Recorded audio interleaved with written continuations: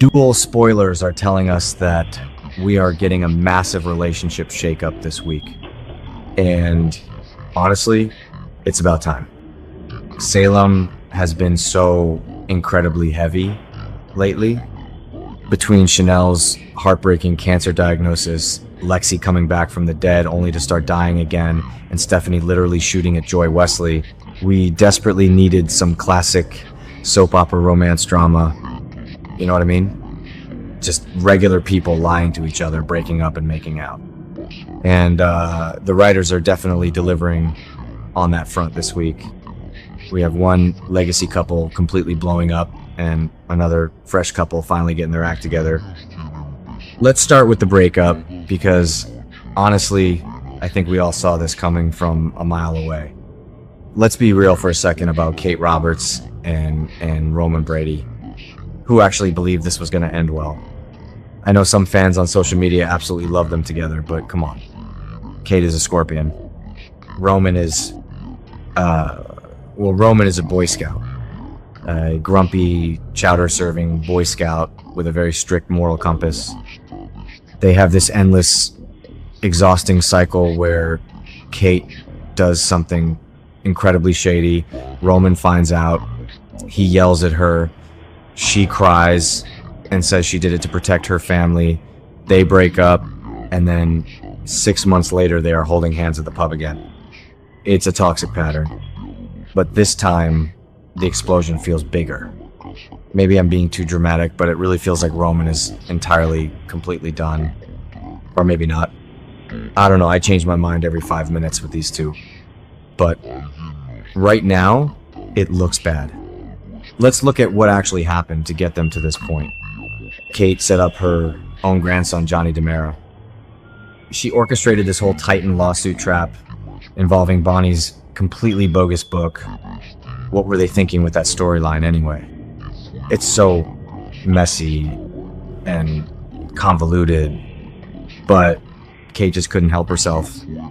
She wanted to protect Philip, she wanted to mess with DiMera Enterprises, and she didn't care who became collateral damage. Even Johnny.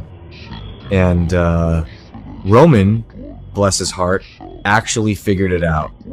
He accused her of being behind it a few episodes ago. And what did Kate do? She looked her husband right in his eyes and lied straight to his face. She denied everything, without even blinking. And the worst part? Roman actually apologized to her. Last week, we saw Roman groveling. He told Kate he was so sorry for thinking the worst of her and not taking her word as the truth. And Kate just sat there and took the apology. She let him feel guilty for doubting her, knowing full well she was guilty as sin. Honestly, it makes my blood boil just thinking about it. How do you do that to your husband? But that's Kate. She is ruthless. She's a survivor. Wait, did I say survivor? She's more like a cockroach. I mean that in a nice way, but you know what I mean. She survives nuclear blasts by stepping on the people who love her. So now, the guilt is finally catching up to Kate. Or maybe she just realizes that Marlena knows the truth and is going to out her anyway. Remember Marlena confronting her at John's memorial dinner? Yeah, Kate's walls are closing in fast. So Kate decides to get ahead of the story. She sits Roman down and finally confesses. She tells him the ugly truth. She admits that he was right all along and she was the mastermind who set up Johnny for the lawsuit. And Roman just loses it. He absolutely blasts her. The spoilers say their marriage is going to blow up in a major way, and Roman is going to rip into her for all the lies. And honestly, good for him. He should be furious. You can't build a marriage on that level of deception. Setting up his grandson and then letting him apologize for doubting her? That's cold. So, Roman and Kate are done. Kaput.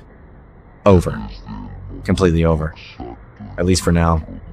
Give it a year and they'll probably be renewing their vows, but for today, the Coleman ship has sunk to the bottom of the ocean. But While one couple is burning to the ground, another one is rising from the ashes. And I am actually kind of here for this one. Let's talk about Jada Hunter and Shawn Brady. You guys, they are finally admitting that they are falling in love. Yes, it's happening. They are officially exiting the friend zone and moving into full-blown romance territory, and I couldn't be happier about it. Let's zoom out and look at how we got here. Shawn has been recovering from his leg injury, and because Jada is a saint, she invited him to stay at her place while he heals. It is the most classic soap opera trope in the book. The forced proximity trope.